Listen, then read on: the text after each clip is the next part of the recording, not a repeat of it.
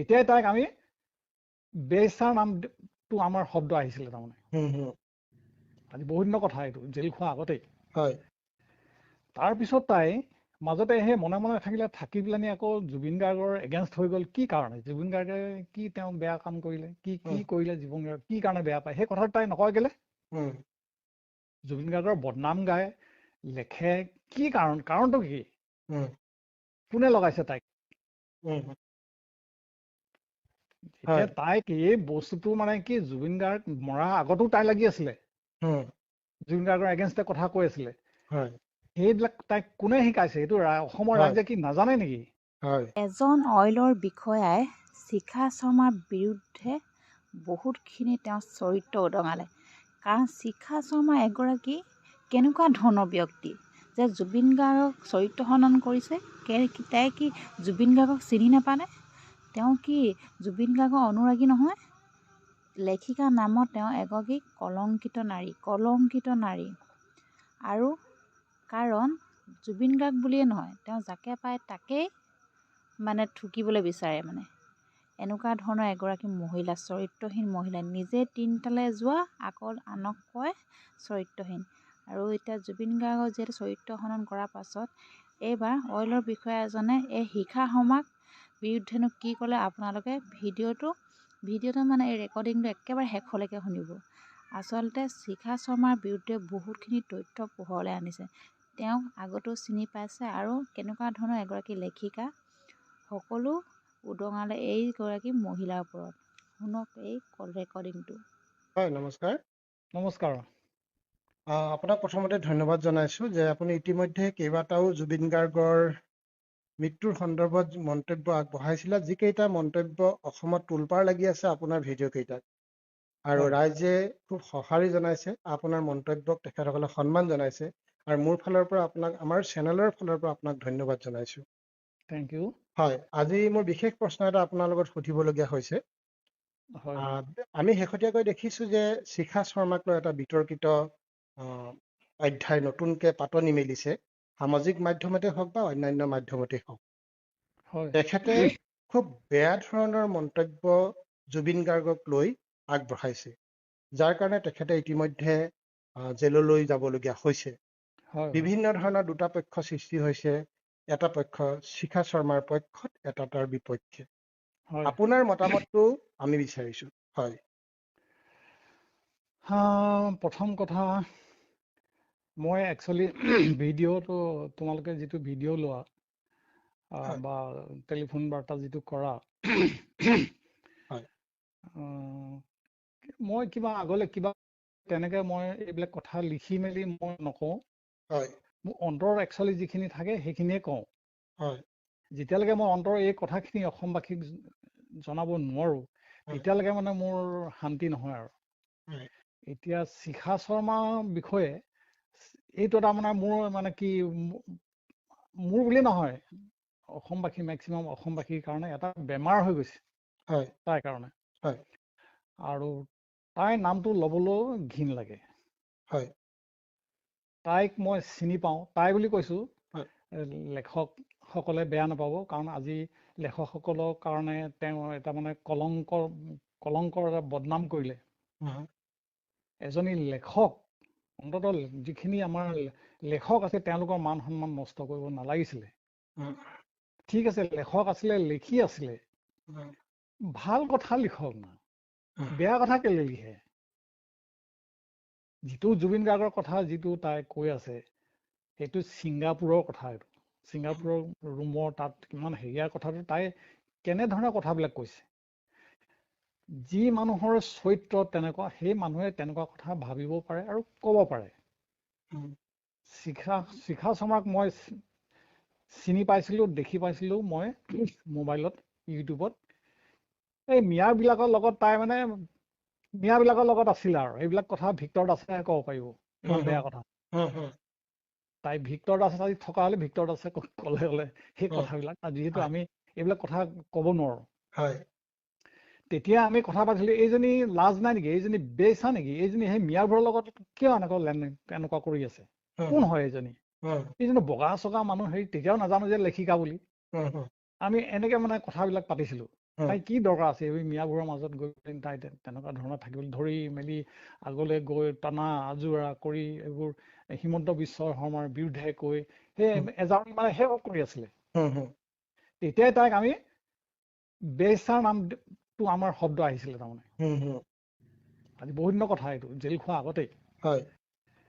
তাৰপিছত তাই মাজতে সেই মনে মনে থাকিলে, থাকি পেলানি আকৌ জুবিন গাৰ্গৰ এগেইনষ্ট হৈ গ'ল। কি কাৰণে জুবিন গাৰ্গে কি তেওঁ বেয়া কাম কৰিলে, কি কৰিলে জুবিন গাৰ্গ কি কাৰণে বেয়া পায়, সেই কথাটো তাই নকয় কেলে? জুবিন গাৰ্গৰ বদনাম গায়, লেখে, কি কাৰণটো কি? কোনে লগাইছে তাইক? এতিয়া তাইক এই বস্তুটো মানে কি, জুবিন গাৰ্গ মৰা আগতো তাই লাগি আছিলে, জুবিন গাৰ্গৰ এগেইনষ্টে কথা কৈ আছিলে। সেইবিলাক তাইক কোনে শিকাইছে? এইটো অসমৰ ৰাইজে কি নাজানে নেকি? সকলোৱে জানে তাইক কোনে উঠাইছে। তাই ইমান উঠিবলৈ ইমান সাহস তাই ক'ত পালে জুবিন গাৰ্গৰ কথা কবলৈ? যিটো জুবিন গাৰ্গৰ মানে নামটো ললেই আমাৰ গাটো জিকা খাই যায়। তেখেতে প্ৰমাণ কৰিম বুলি কিবা কিবি চোন তেনেকুৱা ধৰণৰ কথা। আৰু মই আটাইতকৈ আচৰিত খাইছো, যিহেতু তেওঁ এতিয়া ঈশ্বৰ বুলি মানুহে তেওঁক মানি লৈছে, তেনেকুৱা ক্ষেত্ৰত কিবা আছে নাইতো মই কবলৈ নাযাওঁ, কিন্তু প্ৰমাণ কৰিম বা তেনেকুৱা এটা কথা তেওঁৰ বিষয়ে ইমান অবৈধ কথা কিছুমান তেওঁ মানুহৰ মাজত প্ৰচাৰ কৰি এইটো সম্পূৰ্ণ অসমবাসীৰ মাজত নতুনকৈ উঠি অহা প্ৰজন্মৰ মাজত এটা বিৰূপ প্ৰতিক্ৰিয়া আহি যাব। তাইতো সেইবোৰ কিয় ভবা নাই? কি ভাবে আপুনি? সেইটো একেবাৰে মিছা কথা।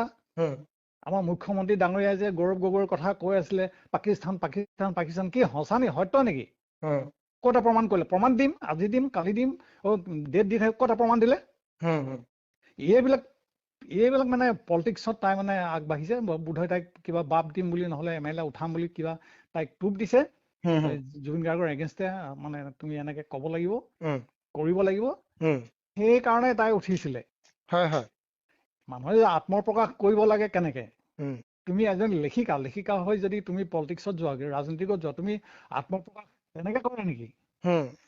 তাই যিটো বিচাৰি আছিলে, যিটো ভাবি আছিলে, সেইটোকে পালে। এতিয়া তাই জেলত যাবলৈ তাই ভাবি আছিলে, সেইটো কাৰণে এতিয়া তাই মানে বহুত চৰ্চা হৈছে, একদম তাইৰ নাম একদম বহুত কিবা কিবি হৈছে।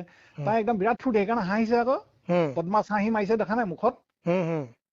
কাণতলীয়া চৰ দিলোহেঁতেন আমাৰ এইফালে হোৱা হলে চালা, গম পোৱা নাই?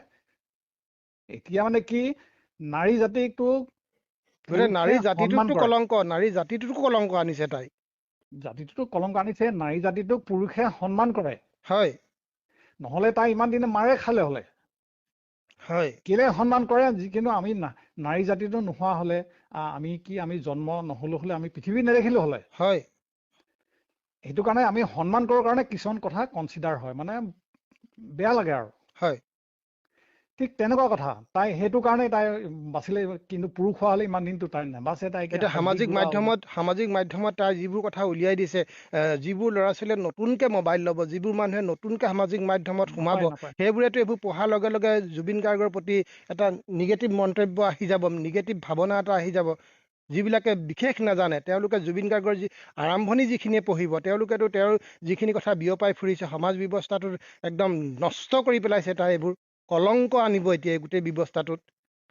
কলংক আনিলেই, কলংক অনা নাই, একো কলংক ৰাইজে বুজি পায় ন। তাইক গুৰুত্ব দিব নালাগিছিলে। এইবিলাক যে কিবা টক শ্ব' ফক শ্ব' পাতি আছে, এইবিলাক কৰিব নাপায় তাইৰ নামত। কি কাৰণে তাইক ইমানকে গুৰুত্ব দি থাকিব লাগে? তাই গাই থাকক, কোনোবা দিনাখন তাই এনেও খালত পৰিব।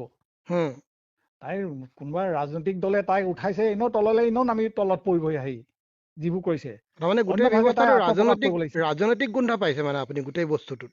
ৰাজনৈতিক গোন্ধ আছে, ৰাজনৈতিক গোন্ধ আছে। তাইক পুৰা উঠাই দিছে মানে। কিন্তু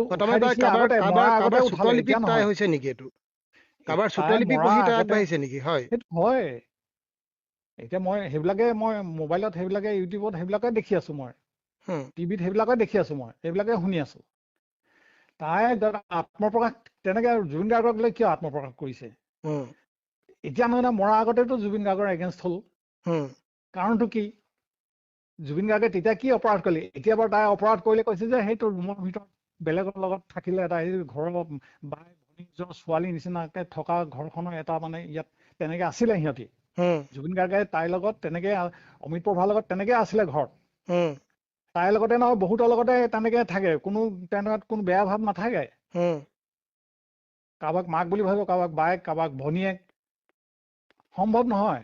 নহ'লে জুবিন গাৰ্গ ঈশ্বৰ নহ'লহেঁতেন। নহ'লহেঁতেন। ভাল মানুহ 60% হ'লেই ভগৱান হ'ব, বেয়া মানুহ 40% একো কৰিব নোৱাৰে। এতিয়া তাইনো কিডাল কৰিব? তাইৰ কথা কোনে শুনিব, কোনে বিশ্বাস কৰিব? দৰকাৰনো কি আছে এইবোৰ কথা? আৰু জুবিন গাৰ্গক যে মদ খুৱাই যে গৈ এনেকে এটা অৱস্থাত গৈ মাৰিলেগে, সিহঁতৰ কথা যিকেইটা জেলত থাকি কৈছে বিনা দুখত জেলত থৈছে। ষ্টুপিড তাইক মানে বিনা দুখত তেহেঁতক জেলত থৈছে বুলি কৈছে তাই। বিনা দুখত জেলত থৈছে বোলে। সিহঁতৰ দুখ নাই। অসমত যেতিয়া বিশ্ব ৰেকৰ্ড কৰিলে, তেনেকুৱা এজন মানুহৰ কাৰণে তাই কি কথাত লৈ আগবাঢ়িছে? শেষ হ'ল ন, তাই শেষ হৈ গ'ল নহয়। কি ক'বলৈ আগবাঢ়িছিলে? মানে ওলাই আত্মপ্ৰকাশ কৰি কি জেললৈ যায় নেকি? আত্মপ্ৰকাশ কৰিবলৈ হ'লে মানুহৰ প্ৰথমতে মন জয় কৰিব লাগিব। সকলোৰে মন জয় কৰাৰ কথা ক'ব লাগিব। আমিতো জেললৈ যাব পাৰোঁ, আমিতো এতিয়া ঢেৰ কিবা কিবি জানো। আমি সেইবিলাক কৈ মেলি ধুমধাম কৰি আমিও কালি জেললৈ যাব পাৰোঁ। আমিও মানে একদম পুৰা দেখাব পাৰোঁ, মানে ৰাইজৰ আগত দেখাব পাৰোঁ যে হয় আমি ইমানখিনি কৰিব পাৰিছোঁ। কেলৈ কম? মানুহে এইবোৰ নৱপ্ৰজন্মই একচুৱেলি তুমি কোৱা নিচিনা নৱপ্ৰজন্মই ভুল বুজিব ন। নৱপ্ৰজন্মক শিক্ষা কোনে দিব? টিভিয়ে দিব, ইউটিউবে দিব, মোবাইলে দিব শিক্ষা সিহঁতক, তেওঁলোকে দিব। আমিতো গৈ ঘৰে ঘৰে ক'বগৈ নোৱাৰোঁ। আমি যদি ইমান বেয়া কথা কওঁ তো কেনেকে হ'ব?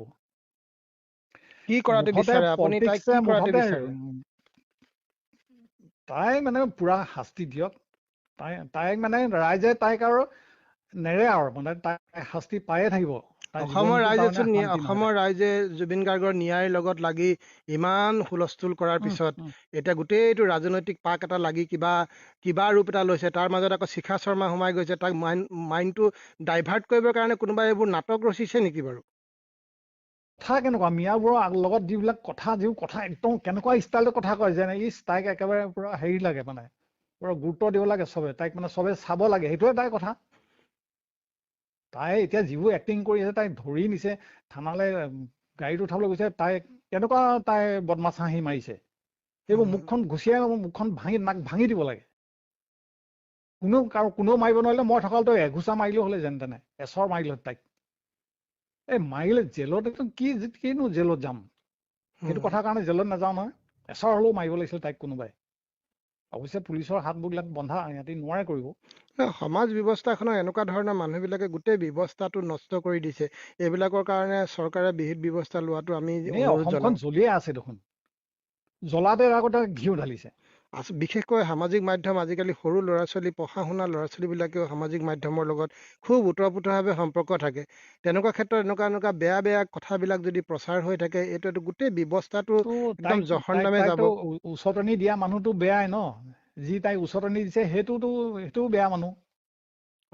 ভাল মানুহ তাইক উচতনি নাই দিয়া নহয়। ভাল মানুহ উচতনি দিয়া হ'লে ভালকে তাই আগবাঢ়িলে হ'লে। এতিয়াওতো তাই কোৱা নাই যে জুবিন গাৰ্গৰ তাইক কি কৰিলে, কি কাৰণে তাই জুবিন গাৰ্গৰ বিৰোধী হৈছিলে। একদম তাই জুবিন গাৰ্গৰ বিৰুদ্ধে কিয় থিয় হ'ল, এইটো এটা আচৰিত প্ৰশ্ন এটা আহি পৰিছে।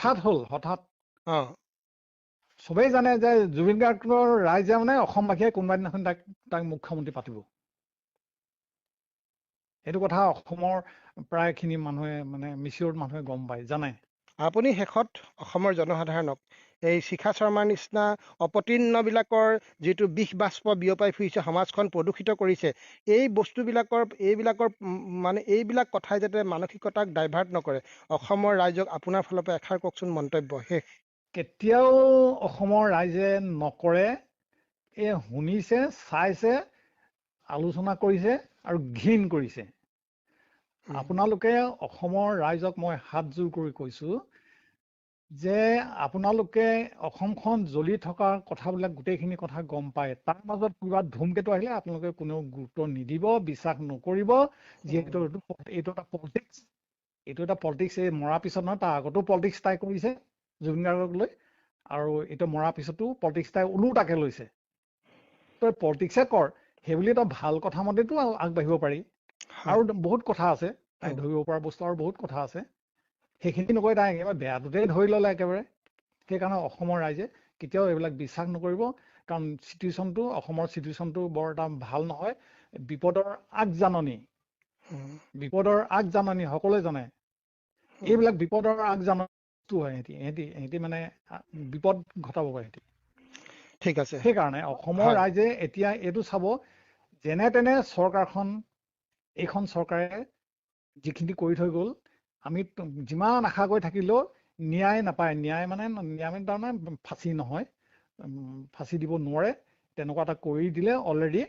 কিন্তু মই আগতে তেতিয়াই কৈছিলোঁ, ৰাইজে ন্যায় দিব, ৰাইজে ন্যায় দিব। মই তোমালোকৰ এটা হেৰিটো কৈছিলোঁ, ৰাইজে ন্যায় দিব লাগিব। আমি নেৰো, আপোনালোকে নেৰিব। আৰু এইখন চৰকাৰ ভাঙিব লাগিব। এইখন চৰকাৰ আহিলে দ্বিতীয় চৰকাৰ যিখন আহিব, আমি প্ৰতিশ্ৰুতি ল'ব লাগিব। জুবিন গাৰ্গক ন্যায় দিব নে নিদিয়ে, ফাঁচি কৰাব পাৰিব নে নোৱাৰে, CBI দিব নে নিদিয়ে, সেইখিনি কৰাৰ পিছতহে সিহঁতক ভোট দিয়া হ'ব। নহয় নতুন প্ৰজন্মই এইখন চৰকাৰ ভাঙক আৰু প্ৰত্যেকখন চৰকাৰকে 5 বছৰ দিয়ক। মই এতিয়া কোৱা নাই যে কোনোবা চৰকাৰক 10 বছৰ দিব, কাকো দিব নালাগে। 5 বছৰ কৰাব লাগে, বেলেগ চৰকাৰক দিব লাগে। আঞ্চলিক দলক দিয়ক। অকল আৰু এই দুটাই আছে নেকি আৰু দল আৰু নাই নেকি? এতিয়া আমাৰ আঞ্চলিক দলতো দিব পাৰে, সেইখিনিওতো বহুত ভাল কাম কৰিব ন। এতিয়া আমি ৰাইজে দেখিছে, 3 গগৈ গৈছে চাব, অসম কঁপাই দিব, বিধানসভা কঁপাই দিব। 3 গগৈৰ বহুত শক্তি আছে। তেওঁলোকৰ শক্তি ভাঙিবৰ কাৰণে কেনেকুৱা ধৰণৰ দুৰ্নীতি, কেনেকুৱা ধৰণৰ মানে এইবিলাক কাম কৰিবলৈ বিচাৰিছে ভাঙিবৰ কাৰণে, কোনো পধ্যেই নোৱাৰে। এইবাৰ ৰাইজ মনে মনে আছে, মনে মনে ভোট দিব। কোনো হুলস্থুল কৰিবলৈ দৰকাৰ নাই, হাই কাজিয়া কৰিবলৈ দৰকাৰ নাই। আমি হিন্দু মুছলমান চব এক, কোনো মানে বিভেদ ইয়াত নচলিব। মুঠতে চৰকাৰটো ভঙাটো 100% চিয়ৰ। যদি চৰকাৰ ভাঙিব নোৱাৰে, কিন্তু অসমবাসীয়ে বহুত শাস্তি ভোগ কৰি পিনি ইয়াত বাস কৰিব লাগিব জীৱনটো। ইমান টকা ইমান লোন লৈছে, যে তোমাৰ চৰকাৰ থাকিব নেকি? অকল বেলেগ চৰকাৰটো আহিব পাৰে। সেইখন চৰকাৰে কি কাম কৰিব আৰু কওক? কি কাম কৰিব? অসমখন কিমান পিছলৈ গুচি গ'ল? পাছৰ জেনেৰেশ্যনে কি খাব? আমি ধুমধাম আঁচনি ল'ম, কিবা ল'ম, লৈ খালো মেলিলো, ফূৰ্তি কৰিলো। পিছৰ ল'ৰা ছোৱালীয়ে কি খাব? কি দিব? দিব নোৱাৰিব নহয়। যেনে তেনে তুলি টাপোলা মাৰি নিজৰ দিন পাৰ কৰিছে। এতিয়া ইলেকশ্যনত পাৰ হ'বলৈ বিচাৰিছে। তাৰ বাহিৰে ইয়াত একো নহয়। সেইটোৱে কথা। শিখা শৰ্মা এজনী পলিটিক্সত উঠিছিলে, তাই পলিটিক্সত শেষ।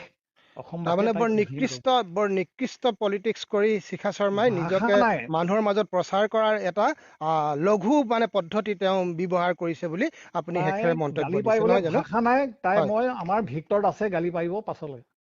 আপোনালোকে সেইবোৰ শব্দ ব্যৱহাৰ কৰি ক'ব নোৱাৰে সামাজিক মাধ্যমত। অন্যায়ভাৱে ভিক্টৰ দাসত ভৰাই থৈছে জেলত। ভিক্টৰ দাসত যেনে তেনে উলিয়াব লাগে। আৰু তাৰপিছত সিয়ে ক'ব তাইক কথাবোৰ, আমি ক'ব নোৱাৰিম। ঠিক আছে, অশেষ ধন্যবাদ। Thank you. হয়।